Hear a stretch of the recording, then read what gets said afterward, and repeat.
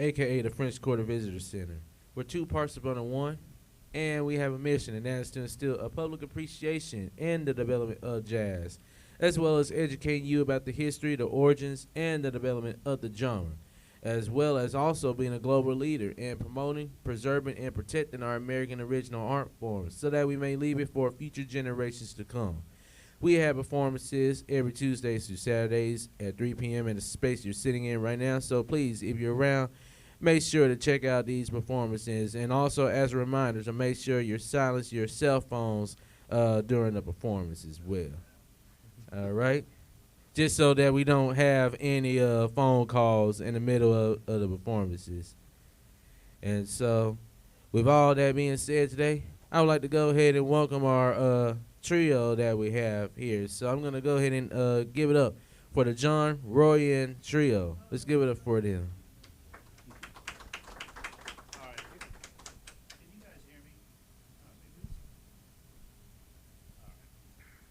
right. Yeah, the Park Service does these performances, and all of us have. This is the John Royen Trio, and we're not a formal trio as such, but we've all been working with each other for years and years. Gary's actually. Oh, you want me to talk it? record Okay. it. All right. All right, we'll do it that way. There you go. And I'm going to be honest. Jazz is improvisation, and this concert is improvisation because these guys have no idea what we're what we're going to play.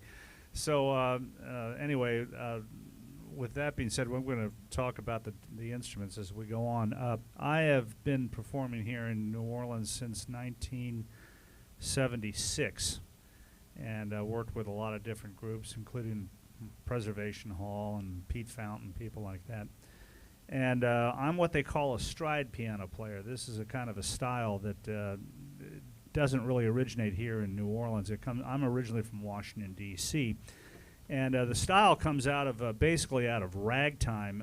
It kind of bridged into what would later be called jazz, but it's the piano players back in those days had to play with both hands because sometimes the piano player was it, so you had to be able to use your left hand and create a full bass line, which hopefully you'll hear this while we're playing. But I came to New Orleans, and the style that I play actually it fits in with all kinds of just about every early style of jazz you can think of. So it's a very conducive to what we do down here in New Orleans. So we're going to kind of cover some of the musicians from New Orleans. Of course, you all know about Louis Armstrong, right? Yeah, everybody, of course. Louis Armstrong was really one of the people that put New Orleans on the map for the music because of his playing ability. He left out of New Orleans and moved up to Chicago very early on with a fellow that he learned from here in New Orleans named King Oliver. And once jazz got discovered with the rest of the country, a lot of musicians that lived here in New Orleans were able to move and make a living playing this music in other places because New Orleans jazz suddenly had a explosion all over the country. He wrote a bunch of compositions. This one I want to start out with is one that he did when he was on the road. He was somewhere up in Minnesota, freezing cold, and somehow this melody came to him. And he jotted it down, hummed it, worked it out, and it became a big hit for his band. This is called Someday You'll Be Sorry. All right, guys. Let me intro this thing in and just pop in with it, okay?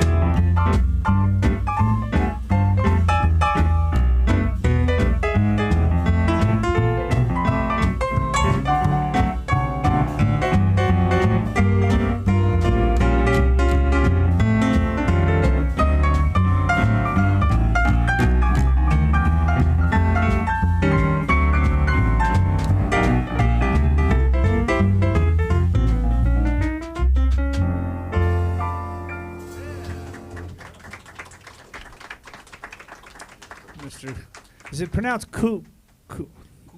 Coulon? You're French. On drums, and Josh Guzzi on bass here. And this is why I picked these guys. I don't have to work. These guys just, it's like we say, sitting in the pocket, you know, so really good. Listen, I'll tell you what we're going to do here. I'm going to let Josh sit out for just a second, and I'm going to have you join me on this to show you. We talked about how the style of piano that I play is what they call stride style piano. What this is, the word stride is talking about the left hand moving back and forth usually between a single note or an octave and a tenth and a chord in the middle to create a kind of a bass line. And there's other tricks you can do as well. But this is a kind of piano style that back in the 20s, guys that did this way were just feared by other piano players because they could make the piano sound like a whole band. And one of the guys that really got it started was a guy named James P. Johnson. He was Fats Waller's teacher, if you guys know who Fats Waller was. And most of the general public never knew about James P. But he really put the style on the map, and he changed the whole course of music, at least up on the East Coast, places like New York and stuff. And back around 1914, he came out with this composition that he wrote, and it's called The Carolina Shout. And back then, how it got on the map was that we didn't have recordings yet, but we did have piano rolls. And he made a piano roll of this selection. And, of course, all the piano players in New York knew him, and he was the king of the hill up there. And once this piano roll came out, well, everybody that wanted to play piano, jazz, early jazz piano, you had to be able to play the Carolina Shout. When I got started playing in Washington, D.C. in the 60s, learning how to play, there were still some old-timers there. A lot of piano. Washington was a piano town. We had people like, Duke Ellington came from Washington, D.C., piano player up just north of Washington named Joe Turner, who was moved up to Harlem and was part of that group. He was from that area. Cliff Jackson. These are all guys that you probably would know, but if you ever dig into the history, you'd hear their names. And they all had to play the Carolina Shout. And when I started playing, some of the old-timers, the first thing they said, well, do you play the Carolina Shout? And I was like, I don't know it, but tell me about it. And I heard this thing, and my God, it's a real tour de force. And it was used in what they call rent parties. Rent parties were a way for people that lived in tenements in New York City to have a party and charge admission and be able to pay for their rent. And they would always include a piano player because pianos were all over the place up there. And you could hire one good piano player. If he had a name to him, all the other piano players would show up because they'd want to hear him play, and then they'd want to get in on it and sit, and you'd have a battle royal on the piano of all these different pianos. So it's like free entertainment, you know. And so anyway, I learned this thing. We're going to do this right now. This is we'll tell you about this. It's called the Carolina Shout. It's kind of interesting. Is there anybody here from the Carolinas, North Carolina, South Carolina on the coast or anything like that? Along the Carolina coast, there's a series of islands called the Gullah Islands, and the black population there had maintained a lot of traditions even before slavery. One of them was the Baptist religion and their Baptist tradition of doing what they call a ring shout. And a ring shout, the congregation would form a ring around the preacher or whoever was doing it at the time, and they would dance, and the preacher would call out different, basically a sermon while they were dancing. And it had a lot of improvisation in it from the dancing aspect of it. And a lot of these guys that were in the Gullahs wound up going up to New York City working on ships that were coming out of the Carolinas and mooring up in New York City. And after they finished unloading their ships, they'd go into the bars and places where people like James P. Johnson was playing. And they danced to his music, and he saw the way they were dancing and the rhythm they had, and this is what inspired him. He found out about these ring shouts and all this, and this was his basically interpretation of the ring shout into jazz. So here we go with one called the Carolina Shout. You picked it up on the rhythm once we got it.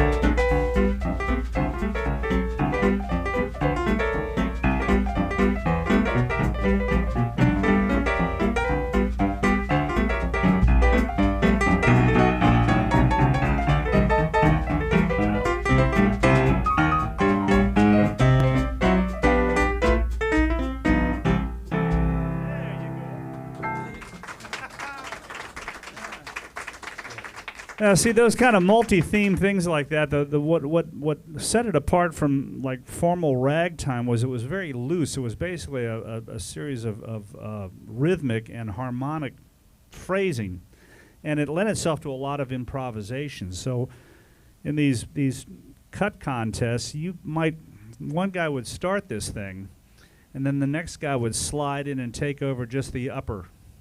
And change it around. I mean, the chord progression would continue the way it was written, but all the noodling around and fooling around on the right hand. And then the first guy would slide out, the second guy would take over. And it was a kind of a challenge to see who could come up with new creative ideas within the chord progressions that were in the song. And this was a really a kind of a practice that, at least with the piano, really helped sort of advance the ideas of improvisation. These guys would get together, and it wasn't competition for, to the blood. It was competition to help each other out. Everybody would trade ideas and tricks. I mean, if you heard something another guy was doing, you'd catch it and you'd go home and shed it. And you'd be able to incorporate that into your own playing and stuff. So things like that. The Carolina Shout. This is why they were so popular. Well, anyway, New Orleans, let's get back to New Orleans because we're down here. New Orleans had its piano players. A lot of that was associated with our red light district. You guys know about our red light? Oh, my goodness. Okay, we have to talk about this for a second. New Orleans was the first city in the United States to have a legal red light district. And it was called Storyville. It was just above the French Quarter. It's gone now, guys. Don't go up there. But what had happened, the city of New Orleans is a port city, so there's a lot of comings and goings with working people out on the docks and the sailors and stuff that come in on the ships. And needless to say, there are people that prey on that, including our professional ladies of the evening. And it got so bad that the city decided what they're going to do to try to control it was to put it all in one place, which was a really brilliant idea. And it operated for about 20 years from 1897 to 1917. And at its height, they had over 2,000 registered women working in the district. Well, anyway, the main street of that district was called Basin Street, and Basin Street is just above the French Quarter. And that Basin Street got its notoriety because it was not just part of the district; it was the best part of the district. It had all. I'm not speaking from experience or anything.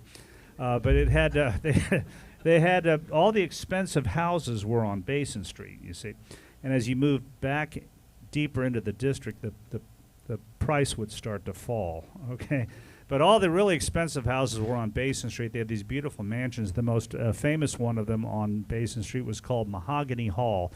It was this huge mansion, and They claimed it had the best of everything. It had mahogany walls and beautiful ornaments and everything else. They claimed they had the most beautiful women and stuff like that. Well, anyway, with stuff like that, if it's that high class, you have to have entertainment besides the entertainment, right? So they would have piano players.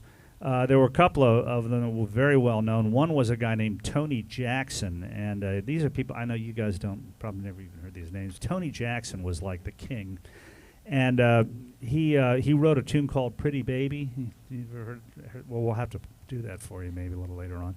Anyway, he was thoroughly classically trained. He could play in any key, back up any singer that ever came by. And then the next guy was a guy named Ferdinand Lamont. Yeah, he didn't like the name either. I can see you shaking your head. He called himself Jelly Roll Morton. And yeah, now you know that. Yeah, Jelly Roll Morton. And Jelly worked on the houses along Basin Street, and it was considered he and Tony were like the kings of the piano. They could play all the arias of the day, classical music of the day, and they also played a lot of their own compositions that they wrote for the district. We're going to do one now. This is actually not one that they wrote, but a young fella that grew up in the mahogany hall of this house that I was telling you about. His name was Spencer Williams, and his mother died, and his godmother was the madam of the madam of the house, and she adopted him. She brought him in, and he lived in the house. He was like 14 years old when he came in. Imagine being 14 years old and growing up in God, some kids get all the luck, man. Jeez. He never had acne growing up, I don't think. It's just, But anyway, he grew up in the brothel, and he became a piano player. And he wrote a bunch of songs. These are all songs that a lot of them that people like Louis Armstrong recorded. His best known one we're going to do for you right now. Here's one called the Basin Street Blues.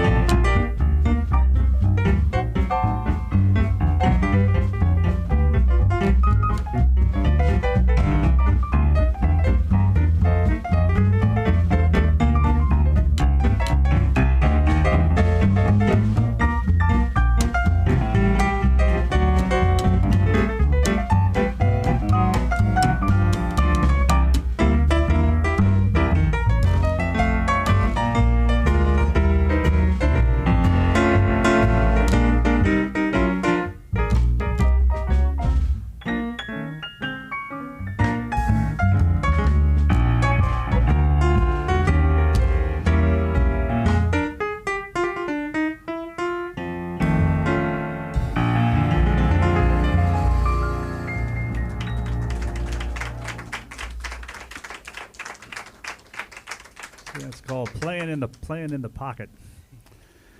Well, like I told you about these guys that were sort of jamming together and improvising and challenging each other and learning from each other with these improvisations. That the very nature of improvisation means that you start pushing the limits out. And one of the guys that back in the 1920s that was like miles ahead of all the rest of them was a guy named William Bartholomew Smith. He went by the name of Willie the Lion Smith, and he deserved every bit of that moniker because he was where everybody else was going this way, he went this way. And he was always rephrasing things and reharmonizing even the most basic of tunes in the jazz lexicon. He wrote a bunch of compositions. I'm going to do for you one right now in just a second here, solo, but I want to tell you a little story about the guy. He was a contemporary of Fats Waller. Jelly Roll Morton had gone up to New York, moved up to New York, so he knew Jelly and actually had a showdown with him at a place called the Hoofers Club. And because Jelly Roll Morton claimed that he invented jazz, and Willie wasn't going to put up with that, so they had a playoff at this club. God, I wish I was there. Oh boy, that would have been awesome, wouldn't it? But anyway, there was a great jazz historian here in New Orleans named Al Rose. He wrote a book on Storyville, by the way. If you're more interested in the district, and not just the CD part of it, but the music and everything, there's a book. It's still in print called Storyville. You could probably get it down at the Jazz Museum. Al wrote that. And Al Rose, back in the 1930s, used to do these radio broadcasts called Journeys into Jazz. And what he had done is he found a lot of the old players and brought them together. And they did these radio broadcasts. Some of them are really wonderful. But he would also use players from New York that were available at the time. And I asked him one time, because I'd heard all these recordings of the radio broadcasts. I said, you had Jelly Roll Morton on one of them, and you had James P. Johnson we talked about. I said, but I never heard Willie the Lion Smith on any of your recordings. And he just had this look of disdain on his face, and he says, I hired him one time. He said, and I said, well, what happened? He said, he made everything sound like he wrote it. And it's kind of comical, but that's exactly true. He did, because when he played something, he would take it, and when you heard it, you knew it was Willie the Lion playing it. Anyway, he was known for a lot of chromaticism. This is one that I'm going to do for you, and it's called Echo of Spring. And it's got these wonderful chromatic harmonies and stuff, sort of like a Liszt and reminiscent of a couple of the people he admired in the classical genre. Debussy and Ravel, among others, and you might even kind of catch that in what he's doing here. So here's one I'm going to do for you called Echo of Spring.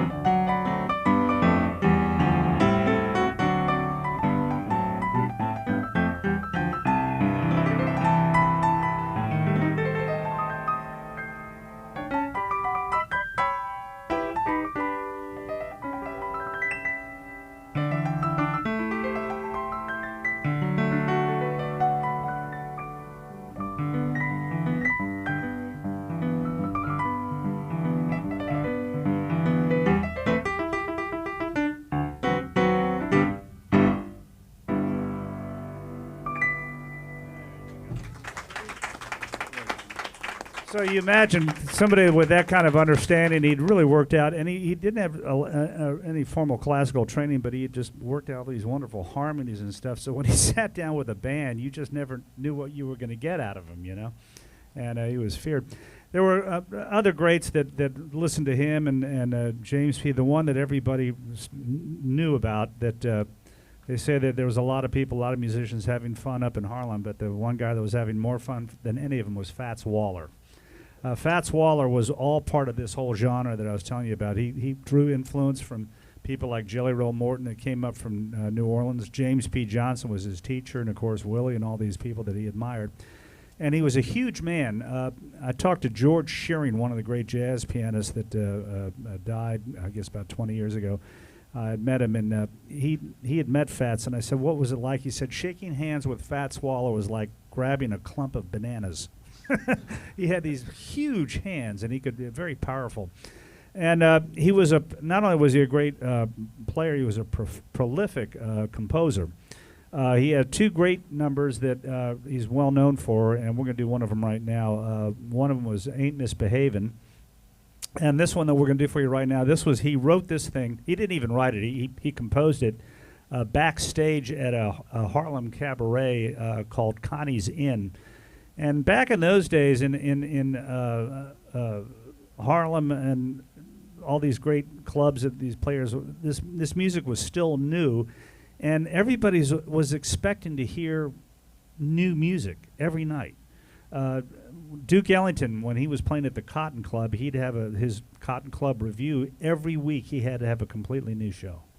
So all these things that you hear from these guys, these were things that they churn these things out because they all had such inventive minds. Fats was working at Connie's, and they came to him backstage because one of the acts didn't show up, and said, "Look, we need a 10-minute filler." So he said, "All right." And so he got the guys together, and he hummed this to them, and it came one of his best-known tunes, "Honeysuckle Rose." So we're going to do that for you right now. I'll do a little verse here, and then we'll bring it in slow.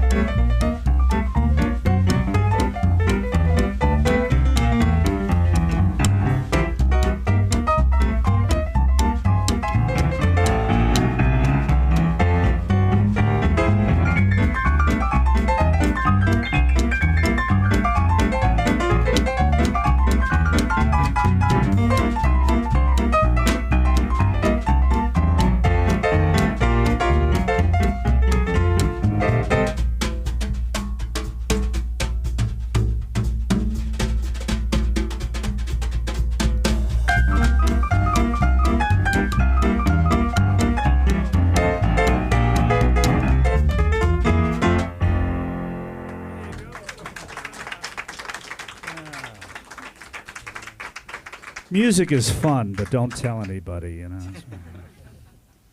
Yeah, absolutely. Well, we're going to...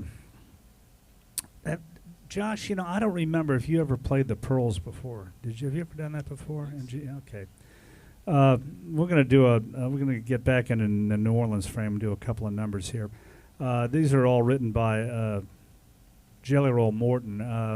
I think the one we'll start off with is one called Buddy Bolden's Blues. This was originally called Bolden's Blues by the local musicians. Buddy Bolden, in our history books here in New Orleans, was considered the first true jazz musician. He was a trumpet player, and he mainly played right at the turn of the century and is around 1900 to about 1914, 1912, something like that.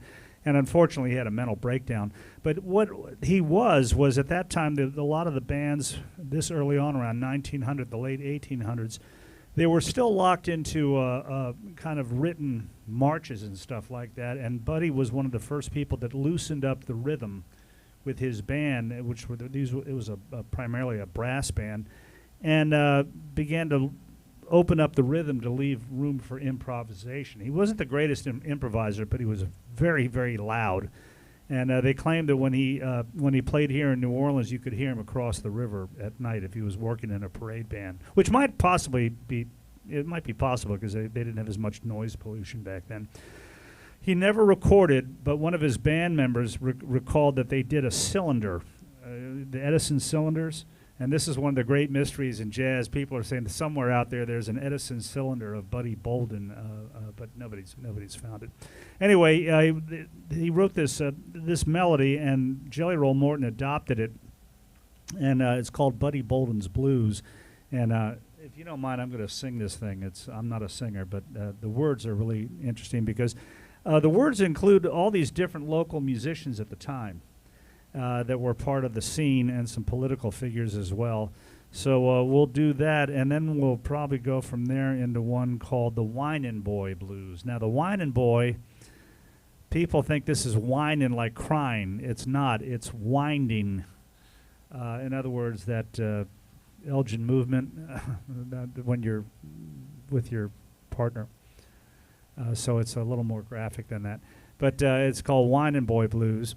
And when he wrote this thing, and he'd sing it, the words he initially sang that became very popular were okay, but a guy named Alan Lomax came down. He was a jazz historian, and he got hold of Jelly, brought him up to New York, and said, just play, and I want everything. I want you to play all of it, everything that you can think of, your whole life story. And he sang some of the original lyrics of Whinin' Boy, and I'm not going to do them because we'll turn this place into a parking lot. It's really pretty raw stuff. But he did it for history's sake. So we'll do that, and then we'll figure out some other stuff to do. So here we go. We're going to start out with Buddy Bolden's Blues.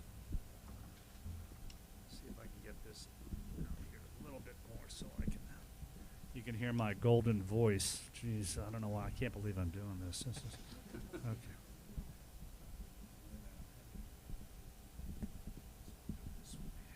There we go. Okay.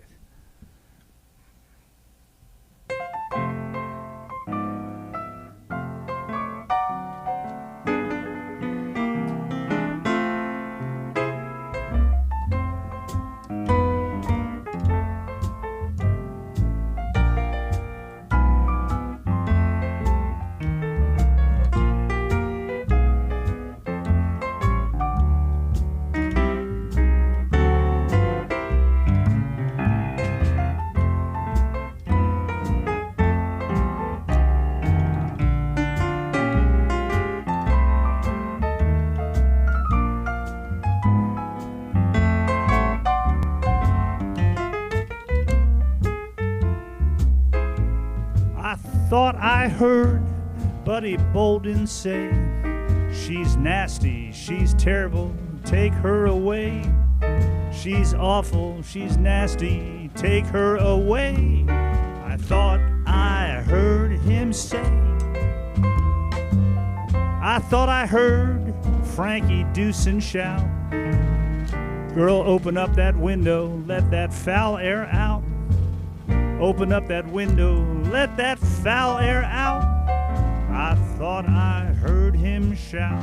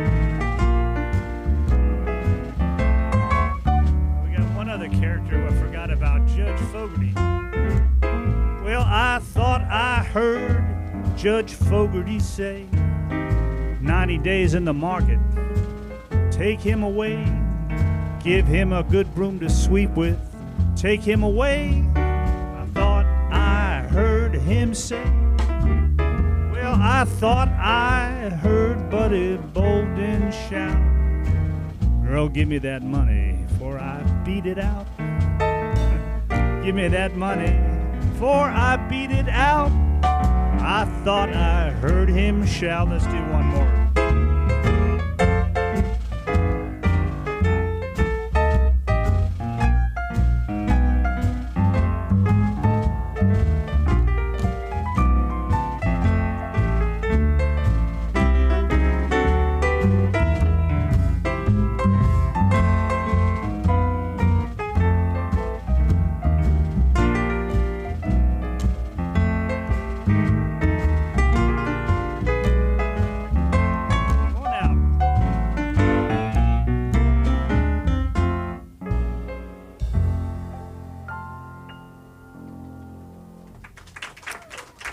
That's the cleanest I can do it. If I go any further, I start getting into the blues stuff, so we don't want to do that. So anyway, so we got there's Buddy Bolden's Blues. Now the next one we're going to do is one called the Whining Boy Blues, and this one is another one that had a whole bunch of lyrics to it that we don't want to cover at this point. But here's one called the Whining Boy Blues. We're in E flat, I think.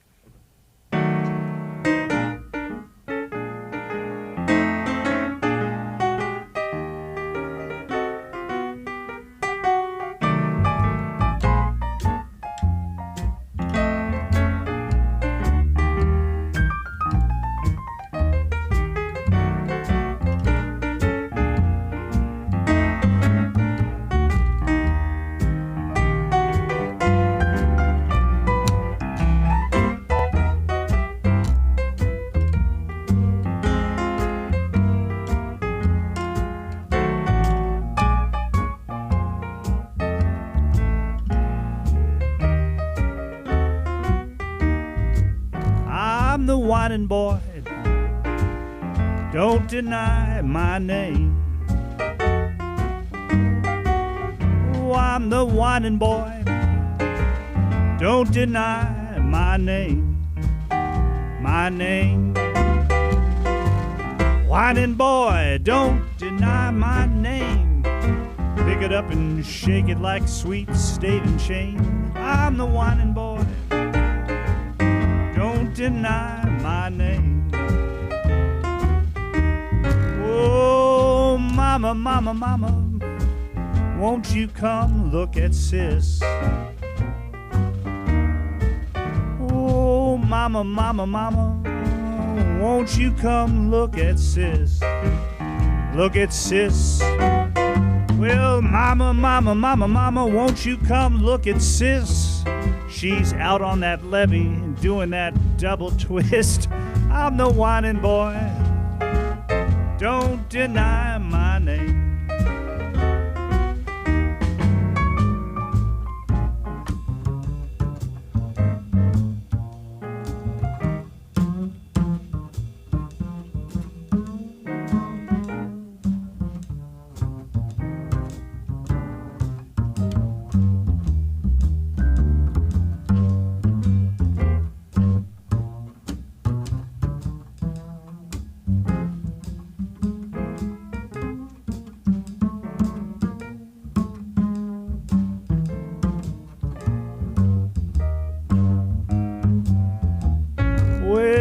Now see that spider climbing up the wall. See that spider climbing up the wall. See that spider climbing up that wall. Oh, he's heading upstairs to get his ashes hauled. I'm the whining boy, don't deny my name.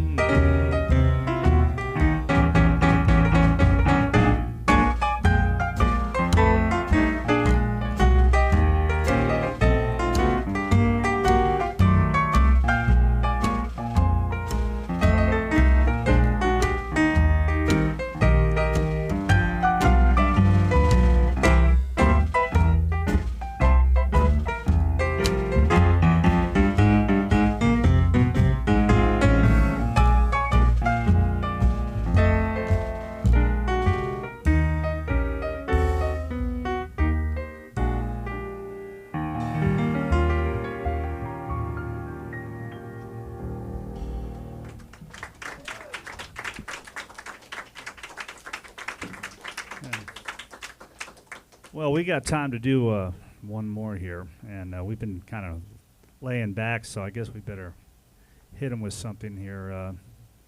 Well, here's one. This is a kind of a hot little number called. Let's do. You're welcome. Oh yeah. Yes. That's quite all right. Everybody's seen your dress. Okay. Do you play piano? Okay, then be quiet. This is New Orleans, man. We're used to this. Yeah, no, that's okay. Let's pick. How about China Boy? Sure. We're gonna pick this one and take it out with a hot little number called China Boy.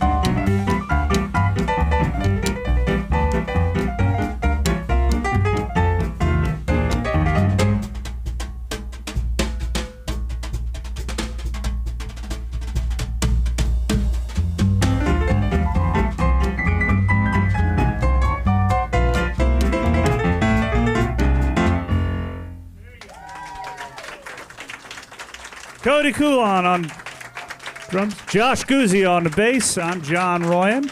Hope you guys had fun. Hope you learned a little bit, maybe. Had a lot of fun playing for you. Thank you.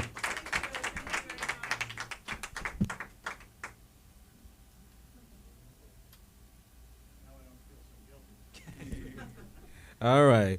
Ladies and gentlemen, thank y'all so much for coming out this evening. Like I said, we have performances every Tuesdays through Saturdays here in this space. And so with that being said, we're going to close up at 4:30. So make sure to check out our visitor center, use the restroom. With that being said, I know two of y'all have red dresses.